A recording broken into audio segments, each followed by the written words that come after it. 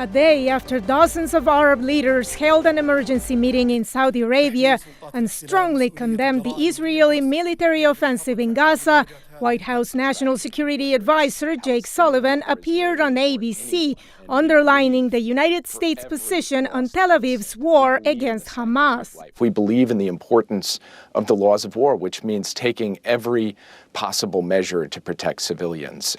At the same time, we will continue to stand behind the proposition that Israel has the right to defend itself against terrorist attacks. Israeli Prime Minister Benjamin Netanyahu, who was interviewed Sunday on CNN, was asked to comment on U.S. Secretary of State's Antony Blinken's recent remarks that too many Palestinians have been killed in Gaza. I think any civilian loss is a tragedy, and the blame should be placed squarely on Hamas because it prevents them from leaving the war zone, sometimes at gunpoint. It fired on the safe zone and the safe corridor that we enacted. Separately, Netanyahu addressed the speculation about a possible deal for the release of the hostages kidnapped by Hamas on October 7. His remarks aired on NBC's Meet the Press program. Extraordinary work that the IDF is doing, putting pressure on the Hamas leadership. That's the one thing that might create a deal. And if a deal is available, well, we'll talk about it when it's there. We'll announce it if it's achieved.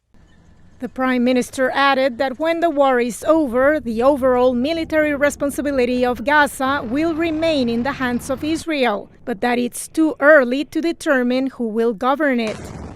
As far as the civilian management of Gaza, we need to see the following two things. Gaza has to be demilitarized and Gaza has to be de-radicalized. And I think so far, we haven't seen any Palestinian force, including the Palestinian Authority, that is able to do it.